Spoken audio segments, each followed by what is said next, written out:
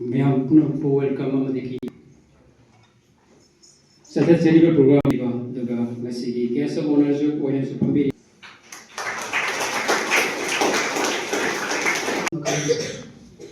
aduna atama science and technology ओजासिंगना Tapi तंबीबदगी हाना खंगदबा अनो अनोबा लौसिंग ज्ञान कया अमा पिबिबैदमक्ता ओजासिंग थागचरी अमदी अखोयगी होजे अखोय सर रिसोर्स पर्सन असिना तापीबदगी अखोय हंतक अनोबा कमाइना प्रॉब्लम खुदिमक्सी इम्पॉसिबल अमता लैते हाबेदी माइ सॉल्यूशन अमा अदुम लै हाबेसिजु तापीरे अदुदगीदी अखोय टीम खाइदोक्तुना अखोय अतोपा स्कूलगी मी अनौबगजु तिनारे अमदी टीम वर्क कमाइन तौनिसिसु तापीबगीदमक्ता यामना थागचरी अदु अखोय हंतक सिंबी लांबीग्रबा मियोय अमदी अखोय तापी तंबीग्रबा मतम काइथोकपिरख्रबा मियोय मी सिंगसिबु अखोय सेंजोन इंग्लिश हाई स्कूल की माइकैदगी काइखुमना बोजरी अमदी यामना थागचरी आई हौजी अदुदि मदांग साइसिदा लैसिंजरगे थैंक अहमक्तदा इकाई खुमनबदु मतिक जारबा केस अमगी मिंग नंगमाते विद्यालक्ष्मी देवी कौजे हौजी क्लास 8 ता तमजेबा महरमनी अखोय सि एल्डन जे मेमोरियल इंग्लिश स्कूल की छात्र सिंगनी ngasi ga chumna pangthokliba workshop brain quiz logic and creativity hai ga maram asida pangthokliba workshop asi adukki mati kanaba mani duga khigi ngarang ga ngasi ga chumna takpiraliba resource person ming oina panjerabada ikai khunnajaraba sir K Devendra sir busu thagdok chari अदुगी solution है तो याम कुइना याम थी कुइना फंग्रसु ले हाय मदि कइमा मथंगदा symbol programme तौरदी आई यावनिंगनी हंदकी programme से याव फंगिबसे याम हराउजे थोदोंना हाइदिंगाय लेजते keynote address दा अखोगी joint director ना यामना मरिक चुंबा why we are doing this workshop हाइबसे यामना मरिक चुंबा व्हाई खरा थंबिग्रे बेसिकली अखोगी डिपार्टमेंट साइंस एंड टेक्नोलॉजी हाय अखोई डिपार्टमेंट की ममिंग से अदो टेक्नोलॉजी की पार्टी खरा दि अखोई सोथना चलिब्रा हाइना ए खंजे ए याम सिंगना कनो तौजबदा because we don't have that technical know-how to go about it. Adubu science popularization, aduga innovative oiba pike idea mayam si tongna bohana badadi we all pull in together koksi khatminaraga kari tawsige in the best interest of the students hairaga akoina sugumba program si on a regular basis calendar program ama oina sinjabani pot amana अखोई innovation hub अखोई department of science and technology की अखोई Manipur science centre से ना main ओइना अखोई लेजबनी सिदेसिदा याम इन्फॉर्मेटिव ओइबा डिस्प्ले के आइटम्स मयाम अमन लेरी एजुकेटिव ओइबा इन्फॉर्मेटिव ओइबा about science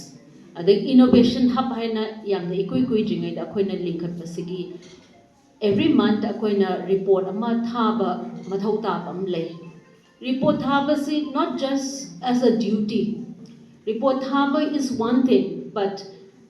adugi report to thana bagdamakta we should interact with our children, with our students. Habasi agogi achet pathaza zabani. Akoina sigi programs sinba kansida why we choose students from class 6 to 8 and habsi. My belief is we have to make the beginning right from a very young age. Catch them young. Hai, God. Picking the some mold or akanda. Hai, magi apamba, dugi direction, magi skill, magi knowledge. Adugi matungina, magi future directions. Adum chacha kitabadi. Akoina loinamak science and technology na silly haidana science ki background da science ka related da career semo hai bagi kenodi na chadi. Adubu angang sing da karigumba interest lairagadi. मधुगी कनोसी अखोइना कमाइना hand holding तौगदगे कमाइना facilitate तौगे अखोइगी छात्र सिंह से हाइबगी ऑब्जेक्टिव दुदा मसिगे वर्कशॉप से सुसिजबनी Some of you may have participated in earlier programs organized by the Department of Science and Technology. For some of you, it may be first time. Although it is a continuing process. Sigi November tha lore, December da tarakani, December lore, January 2026 da tarakani. It is an ongoing process. Sidai sida akoi science and technology ki leidiba akoi ki hana ki program projects mayam sing sigi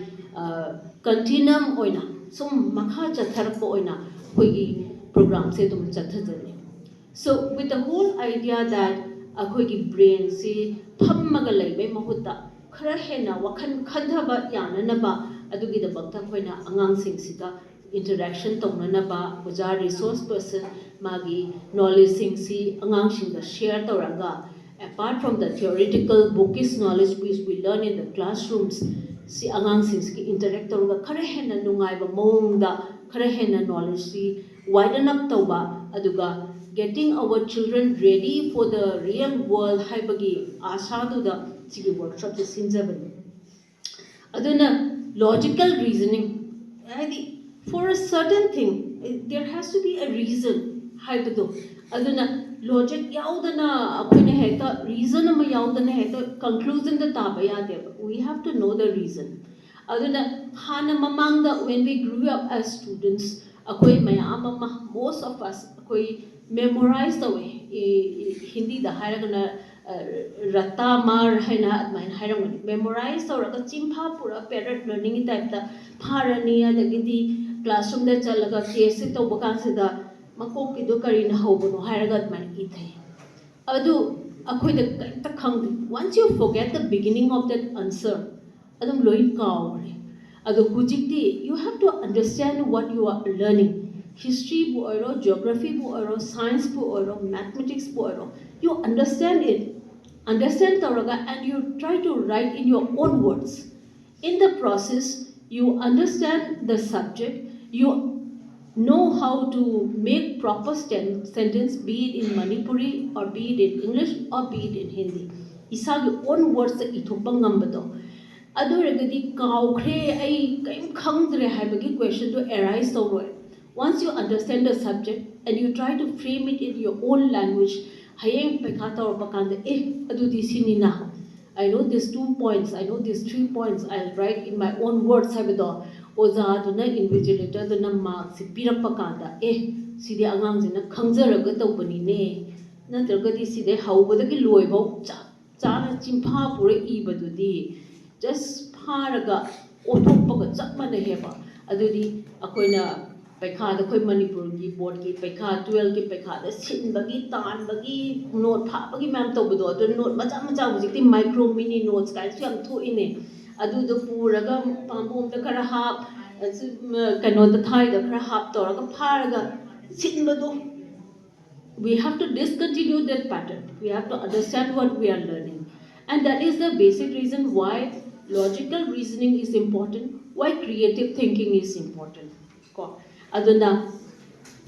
maximum akoi interaction tawrakanda we understand what the subject is all about aduna ngasigi ngaranga ngasiga tawba ngasi loisanba sigi keno sida I'm hopeful that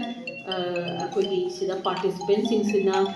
I'm hopeful that it is beneficial to you kanaba phangro kanaba phangdabro ta hai just for the sake of attending haibududi tawroisi kanaba phangro phangdabro ta haibiu ne icha singna phangi ko se akoi gi program adum leptana adum silakani paw adum akoi gi DSC gi website da follow tabiu ko aduga adum participate tabiu aduna ngasai gi logically khanba ngamba critically hadi aina sum mayam sum haina ribasigi mathakta khara hena manung hanjana khanba ngamba mai si chumina mai si lalina haina khanba ngamba question tawba ngamba aina khangra kanda da oza da oza sigi si karmaina what is the solution what is the process how do we go about kaina oza da hangba da ki daba adu dugi platform ama pinana ba adagi akoina problem solving adagi logical reasoning it is my weakest subject that is the reason why I could not appear for be successful in on certain things. You are very fortunate in a way. You have been given this platform. Make the best use of this opportunity. Aduna nauringaidagi noigi brain to yamna nauringaidagi afaba positive oiba sumba akoina silakpa different departments like school education department, science and technology sina silakpa program mayam singsi yaubiyu aduga ai isagi kendra vidyalaya gi natraga Maria Montessori gi natraga Millennium School gi hana adu khada khanba natabida you think that aigi age group sida different students across Manipur in the valley as well as in hills lay aduga ai mokhoi ga tinaraga makhoi dagi ai knowledge to share tawba magi knowledge so aina khangoba haidi